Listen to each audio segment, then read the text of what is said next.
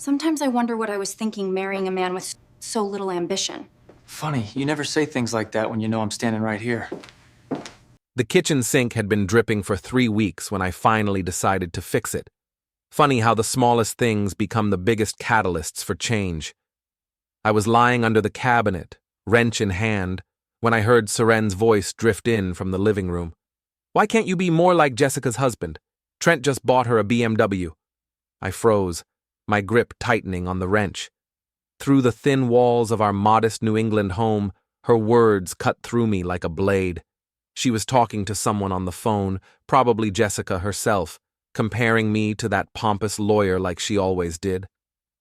"I mean, look at this place," Seren continued, her voice dripping with disdain. "We're still in this cramped house while they're building that mansion on Elm Street. Sometimes I wonder what I was thinking when I married him." I slid out from under the sink, my jaw clenched.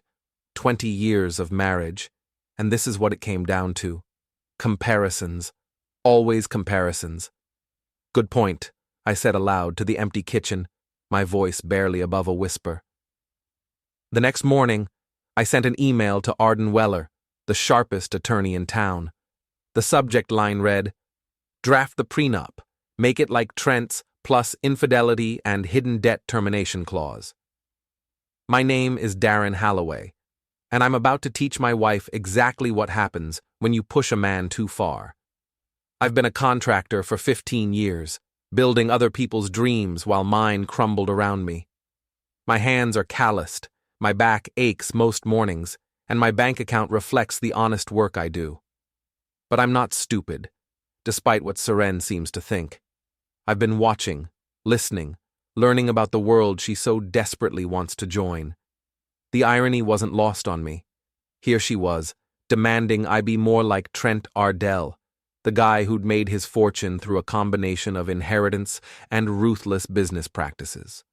What Seren didn't know was that Trent had shared a few too many drinks with me at the country club mixer last year, bragging about his bulletproof prenup that kept Jessica in line. "Smart man always protects his assets," he'd said, swirling his whiskey. "Women like security, but they also need boundaries." I'd filed that information away, never thinking I'd need it. Now, sitting in my truck outside Arden's office, I realized how naive I'd been. Arden Weller was nothing like the small-town lawyers you see in movies. Her office occupied the top floor of a sleek glass building downtown, and she had a reputation for being absolutely ruthless when it came to protecting her clients. She was also expensive, but I'd been saving for a rainy day. Today felt like a hurricane. "Darren," she said, gesturing to the chair across from her massive desk. "I got your email. Interesting request." "I need protection," I said simply. "My wife seems to think I'm not living up to her standards. I want to make sure that if she decides to find someone who does, she doesn't take half my life's work with her." Arden's smile was sharp as a scalpel. "I can work with that. Tell me about your assets." For the next hour, I laid out everything: the house, the business, the savings accounts, the retirement funds. Arden took notes, asked pointed questions, and gradually assembled what she called a comprehensive marital protection strategy. "The beauty of this," she explained, "is that it's completely legal. If Seren signs this, she's agreeing to very specific terms. Any violation triggers immediate asset protection measures." "What kind of violations?"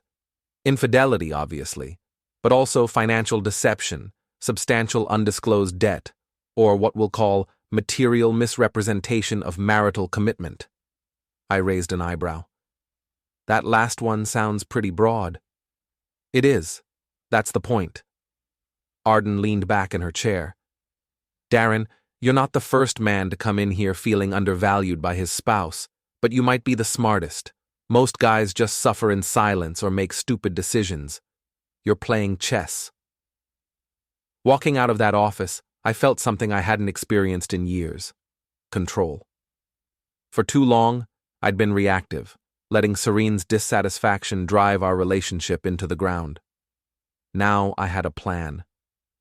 That evening, I found Seren in the kitchen, scrolling through her phone, probably looking at Jessica's latest social media posts about her perfect life.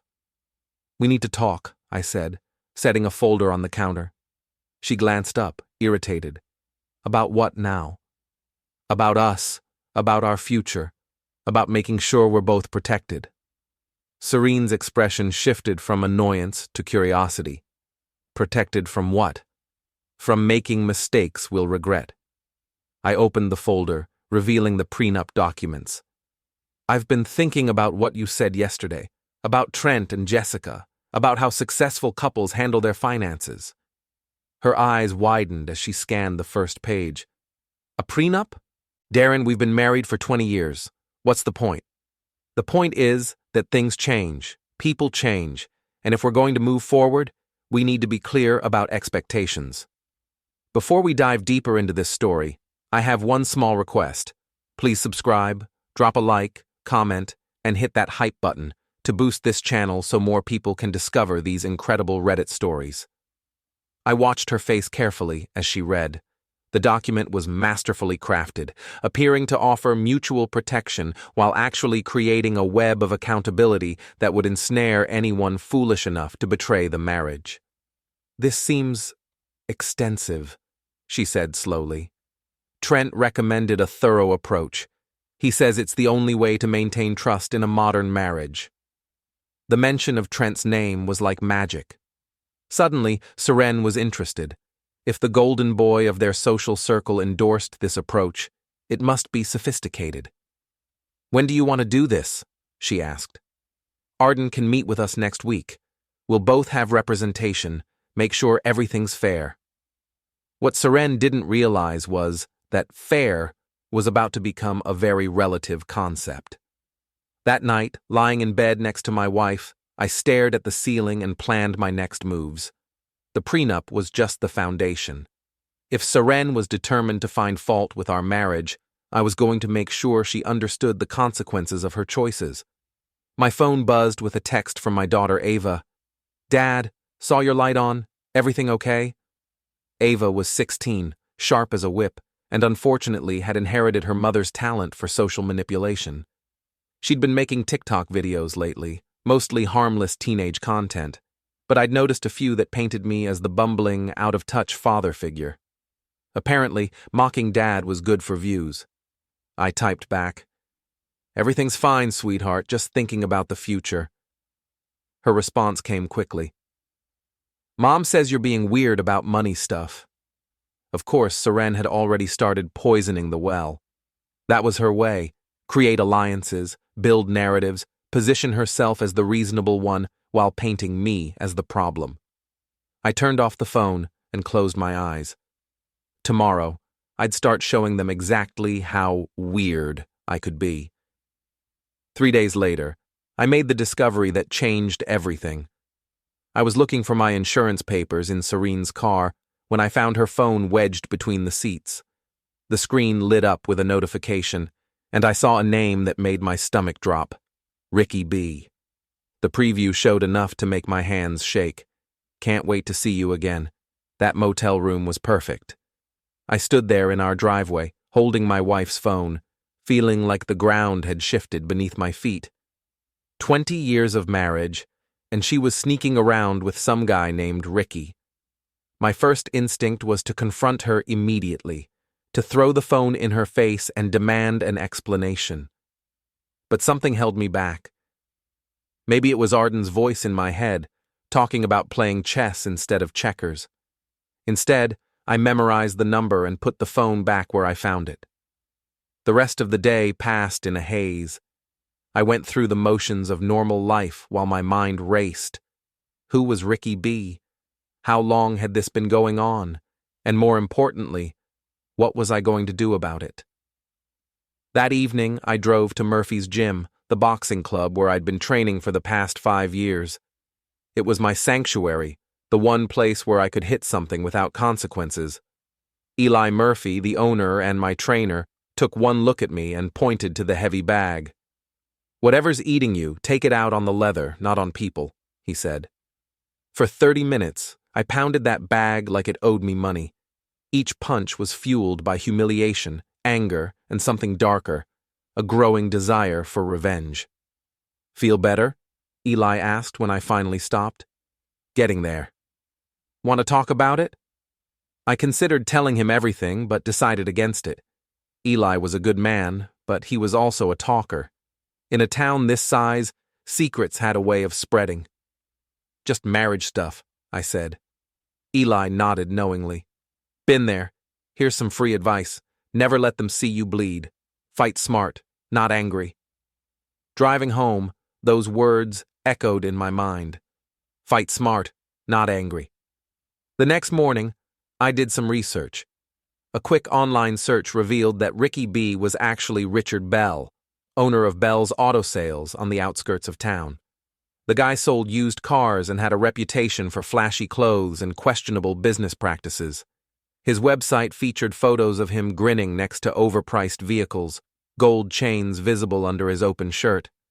This was who my wife was risking our marriage for, a sleazy car salesman who looked like he belonged in a 1980s music video. I spent the rest of the week gathering information. I drove by his lot during lunch breaks, noting his schedule. I checked public records and found liens against his business, suggesting financial troubles. Most importantly, I confirmed that he and Seren had been meeting at the Riverside Motel every Tuesday and Thursday afternoon. The Riverside was exactly what you'd expect. A run-down establishment that rented rooms by the hour and asked no questions. Seeing my wife's car parked there on Thursday afternoon was like taking a punch to the gut. But instead of falling apart, I felt something click into place. The prenup suddenly made perfect sense. Seren's behavior, her constant criticism, her desire for me to be more like Trent, it was all preparation for leaving me. She was building a case for why our marriage was failing while secretly planning her exit strategy. Too bad for her, I was building a case of my own. That evening, Ava cornered me in the garage while I was organizing tools.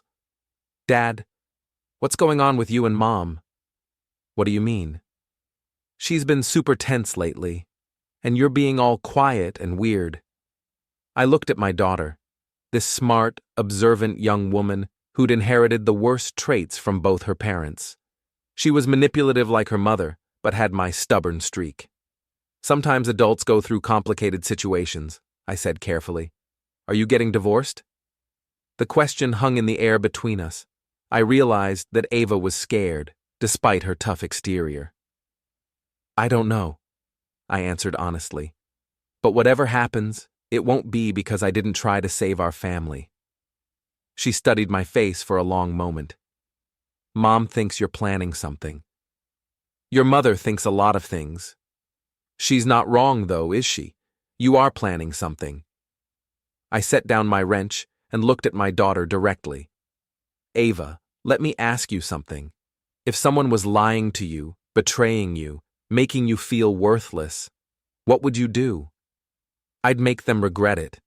Her answer was immediate and fierce. Despite everything, I felt a surge of pride. Whatever else Ava was, she wasn't weak. "Then you understand," I said. The next day, I put the first phase of my plan into action. I drove to Bell's Auto Sales during lunch, parking across the street where I could observe without being seen. Ricky Bell was exactly what I'd expected, mid-30s, artificially tanned, wearing a shiny suit that probably cost more than my monthly mortgage payment. He strutted around the lot like he owned the world, charming potential customers with practiced ease. I waited until he was alone, then walked across the street. "Help you find something?" he asked, his salesman smile automatically engaging. "Just looking," I said. "Nice place you got here." "Best deals in town? You looking for anything specific?" I wandered around the lot, pretending to examine vehicles while actually studying him. Up close, Ricky was smaller than I'd expected, probably 5'8" and soft around the middle. His confidence was all surface, the kind that crumbled under real pressure. "You know," I said casually, "my wife mentioned this place, said she might stop by sometime." Something flickered in his eyes. "Yeah? What's her name?" "Seren Holloway." The color drained from his face.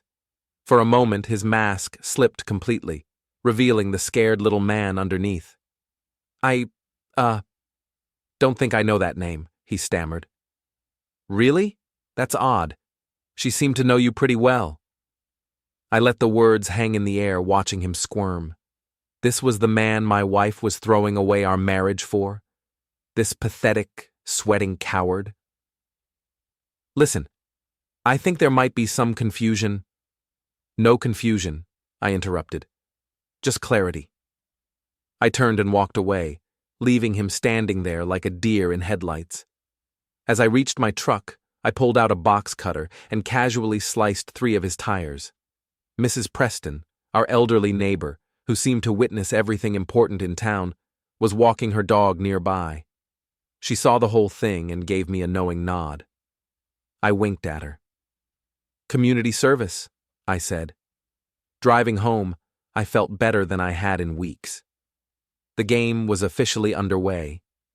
That evening, Seren was unusually agitated. She kept checking her phone, pacing around the house, and shooting me suspicious looks. Everything all right? I asked innocently. Fine, she snapped. Just work stuff. I nodded sympathetically while internally celebrating. Clearly, Ricky had told her about our encounter. Good. Let her worry. Around 9 o'clock, her phone rang. She answered quickly, stepping into the other room, but I could hear fragments of the conversation. Told you to be careful. Doesn't know anything. Can't prove. When she came back, her face was flushed with anger. Darren, did you go to Bell's auto sales today? I looked up from my newspaper, the picture of innocence. Bell's? The used car place? Why would I go there? Someone matching your description was asking about me. Asking about you? That's weird. What would a car salesman want with you? Her frustration was palpable. She knew I was lying, but she couldn't prove it without revealing her own deception. It's probably nothing, she said finally. Probably. The next morning, I received a photo message from an unknown number. It showed me slashing Ricky's tires, taken from across the street. The accompanying text read, "Your husband is crazy. We need to talk." Seren had sent it to herself and was showing it to me like evidence of my instability. Look at this, she said, thrusting her phone at me. Someone sent me this picture. They're saying you vandalized that car lot. I studied the image carefully. Huh, that does look like me. And my truck. Darren? What? I'm just saying it's a good picture. Very clear. This isn't funny. You could be arrested. For what? Allegedly damaging the property of your secret boyfriend? The words hung in the air like smoke. Seren's face went through several expressions: shock, fear, anger, and finally, defiance. I don't know what you're talking about. Sure you don't. That afternoon, I called Arden with an update. The infidelity clause is definitely triggered, I told her. I have evidence. Good. Are you ready for the next phase? More than ready. Then let's schedule the prenup meeting. Make it public, make it dramatic. I'll handle the legal theater. 3 days later, we gathered at Arden's office, me, Seren, and her hastily hired attorney, a nervous young man named Patterson, who clearly wasn't prepared for what was coming. Arden had arranged for the meeting to take place in the large conference room with glass walls facing the main office area. She'd also invited several other attorneys to observe the proceedings for educational purposes.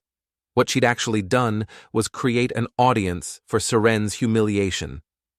Before we begin, Arden announced loudly enough for everyone to hear, I want to thank Mr. Halloway for bringing such an interesting case to our attention. The prenup we've drafted incorporates several innovative protection clauses. Seren looked uncomfortable with the attention, but she was committed now.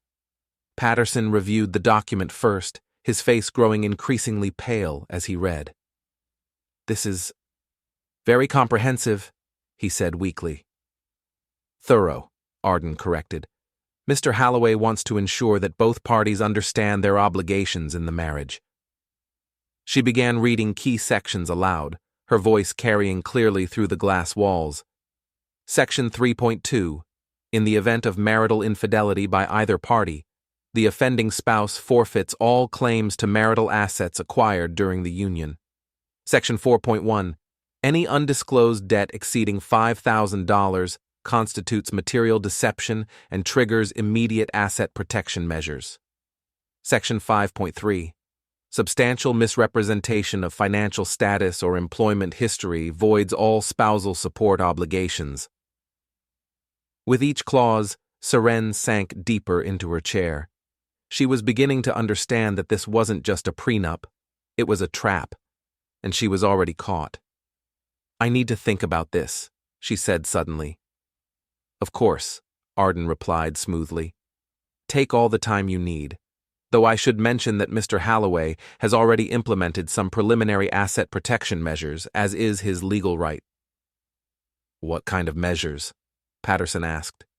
"Standard procedures. Separate accounts, updated beneficiaries, that sort of thing." Seren's phone buzzed. She glanced at it and her face went white.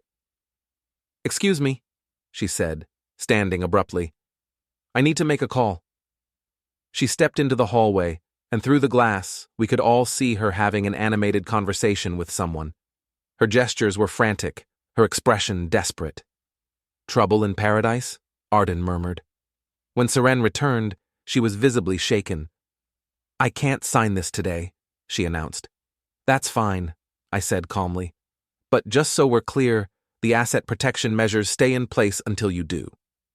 "What does that mean?" Arden answered for me. "It means that until this agreement is signed, Mr. Holloway has legally secured his separate property and business assets. Joint accounts have been frozen pending resolution." "You can't do that." "Actually, we can. And we have." Seren stormed out, Patterson trailing behind her like a lost puppy. Through the glass walls, half the law office had witnessed her meltdown. "Phase 1 complete," Arden said with satisfaction.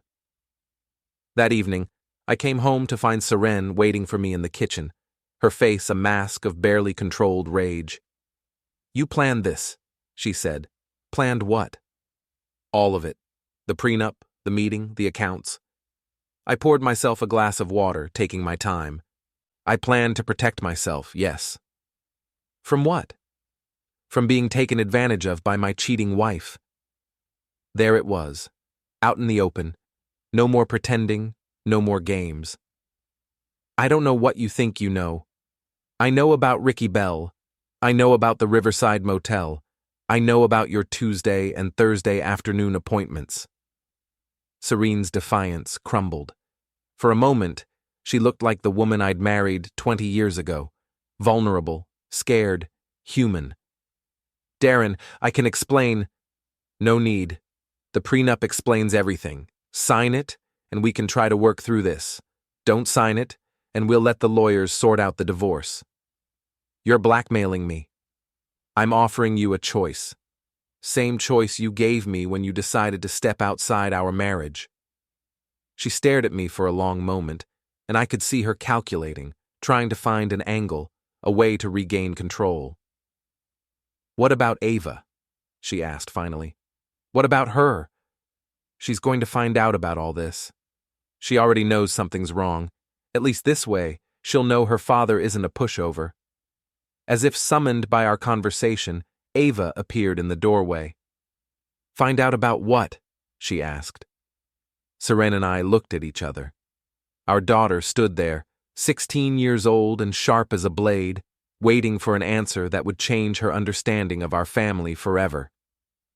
"Your mother and I are going through some difficulties," I said carefully. "Because of the prenup thing?" "Among other reasons." Ava looked between us, her expression unreadable. Then she pulled out her phone and started recording. "This is going to make an amazing TikTok," she said. Ava's threat to turn our family drama into social media content was the last straw. I'd been playing defense for too long, reacting to everyone else's moves instead of controlling the game. "Put the phone down," I said quietly. Something in my tone made her hesitate. For the first time in months, my daughter looked at me with something resembling respect. "This isn't content, Ava. This is our family." She lowered the phone but didn't put it away. Then maybe you should start acting like it matters to you. What's that supposed to mean?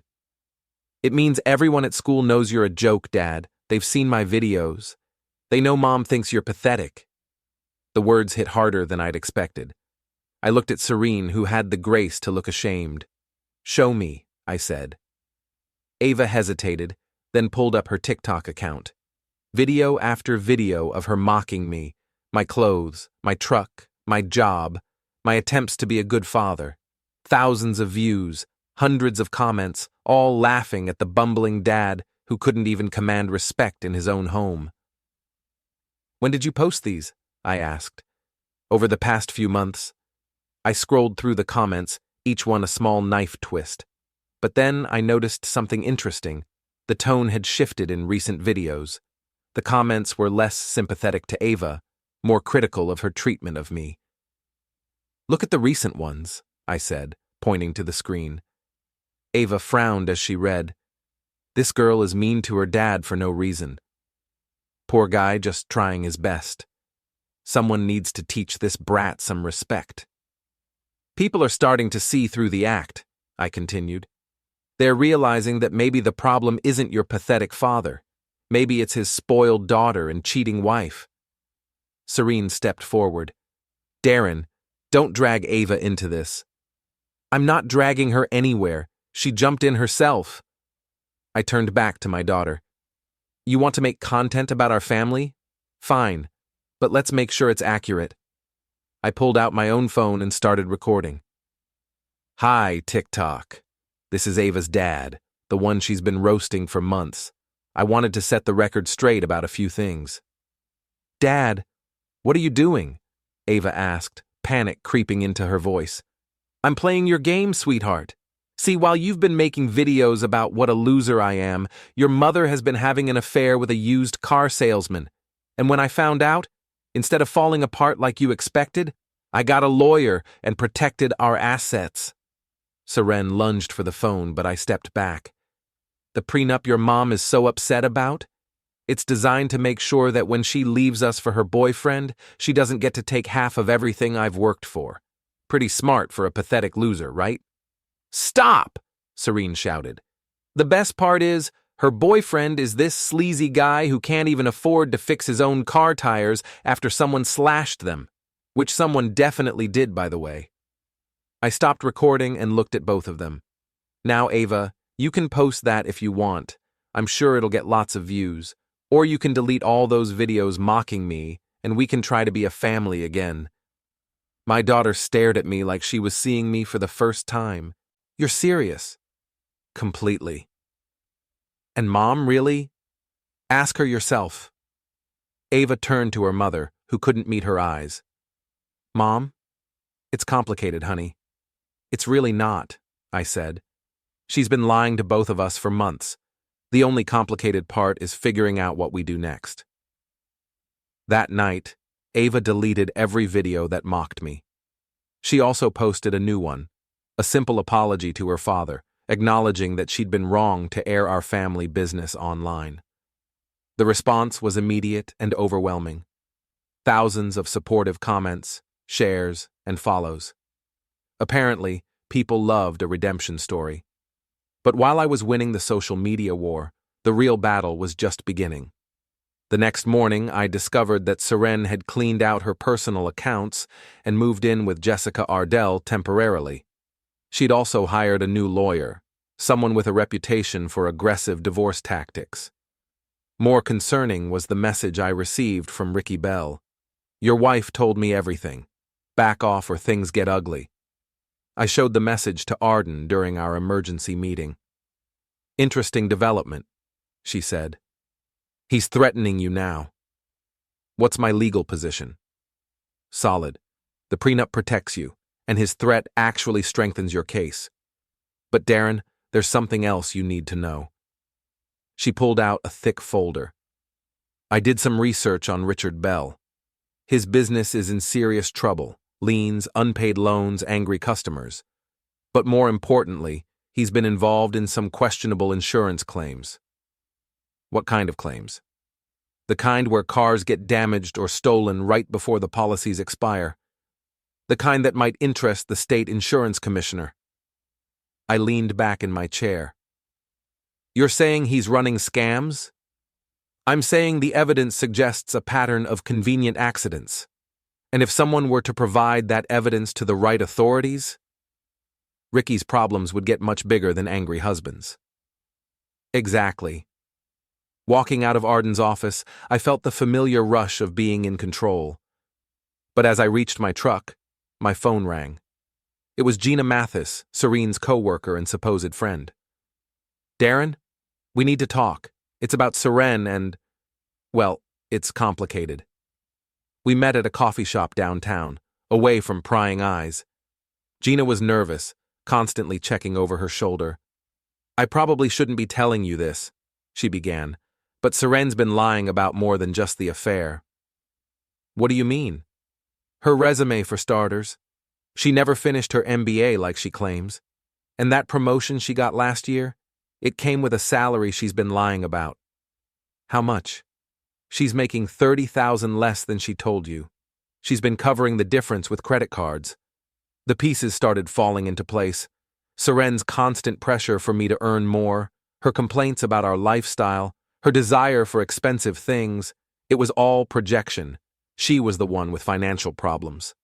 There's more, Gina continued. She's been using the company expense account for personal purchases.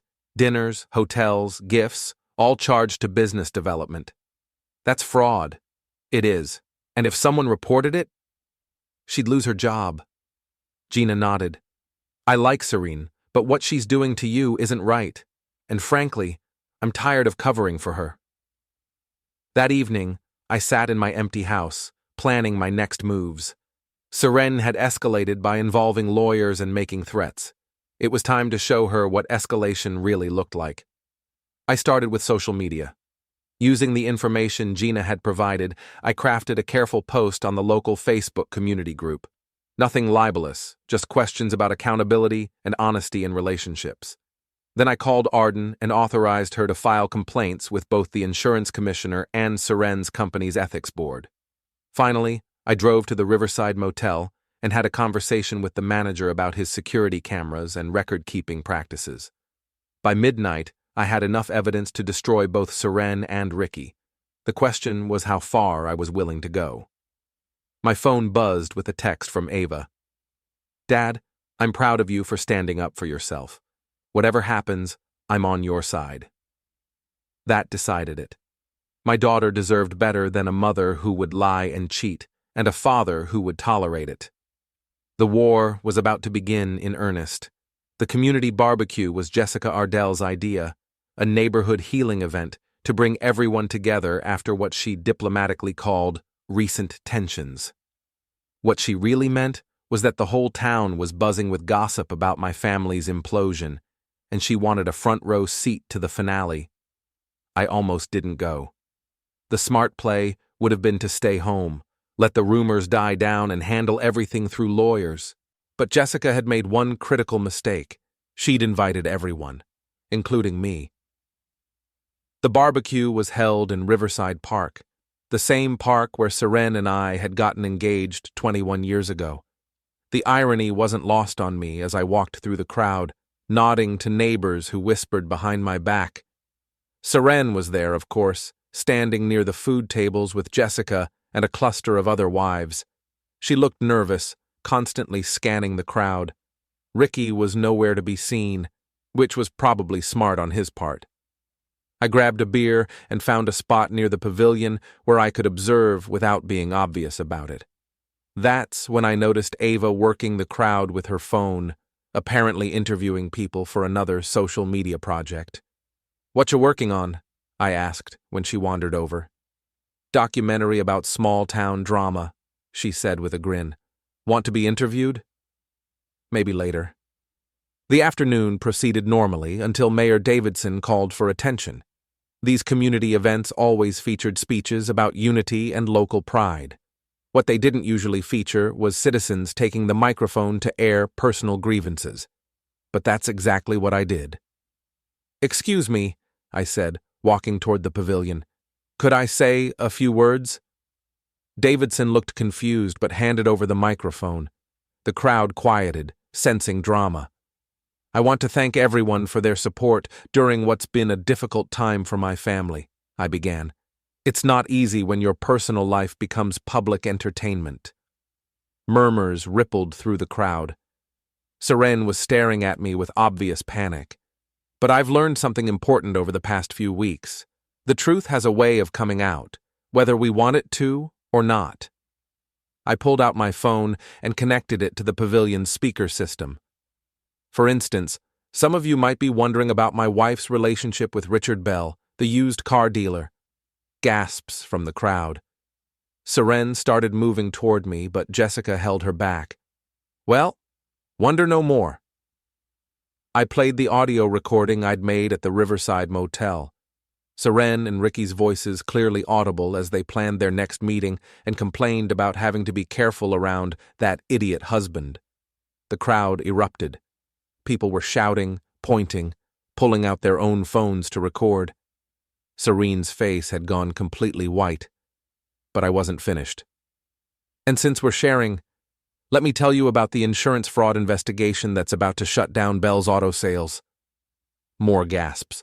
Someone in the crowd shouted, I bought a car from that crook. Or the expense account fraud that's going to cost my wife her job. Darren, stop! Seren finally found her voice. Why? You wanted me to be more successful, more aggressive, more like Trent Ardell. Well, congratulations. Mission accomplished. I held up the prenup documents. This is what success looks like. Legal protection, asset security, and consequences for betrayal. The crowd was in chaos now.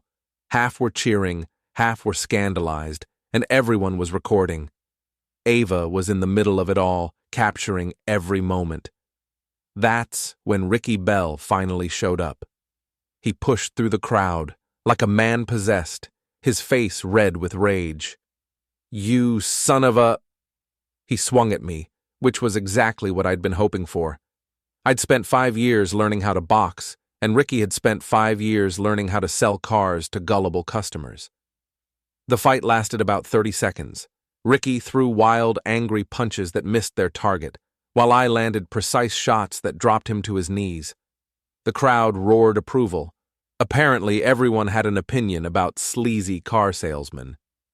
Stay down, I advised him as he tried to get up. He stayed down. Now, I said, turning back to the microphone, let's talk about accountability.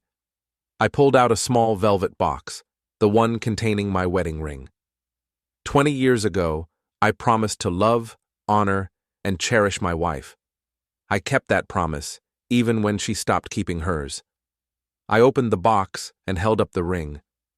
But promises work both ways. And when someone breaks their word, there have to be consequences. I walked to the barbecue pit, where the fire was still burning hot.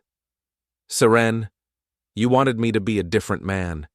You wanted someone who wouldn't tolerate disrespect, who would fight for what he believed in, who would stand up for himself. I held the ring over the flames. Congratulations. You got exactly what you asked for. I dropped the ring into the fire and watched it disappear into the coals. The crowd fell silent. Even Ava had stopped recording. The prenup takes effect immediately, I announced. My wife has 48 hours to sign it or face divorce proceedings. Mr. Bell has until Monday to leave town before the insurance investigators arrive. I handed the microphone back to Mayor Davidson, who looked like he'd rather be anywhere else. Thank you all for coming. It's been educational. As I walked through the stunned crowd toward my truck, I heard Seren calling my name. I turned to see her running after me, tears streaming down her face. Darren, please, we can work this out. No, I said simply. We can't. You made your choice, and I made mine. What about Ava? What about our family? I looked back at our daughter, who was still filming, her expression unreadable. Ava's smart enough to figure out who the real villain is in this story. As for our family, I shrugged. You should have thought about that before you decided I wasn't good enough for you. I got in my truck and drove away, leaving behind 20 years of marriage, a destroyed reputation, and a wife who finally understood what happens when you push a man too far. Behind me, the barbecue had devolved into complete chaos. People were arguing, taking sides, and probably planning their own social media posts about the most dramatic community event in town history. My phone was already buzzing with messages, some supportive, some critical, all wanting to know what happened next. The answer was simple. I won. Not just the legal battle or the social media war, but something more important. I'd won back my self-respect. As I pulled into my driveway, I saw Ava's bike leaning against the garage. She'd beaten me home, probably editing her footage into what would become the most viral video of her young career.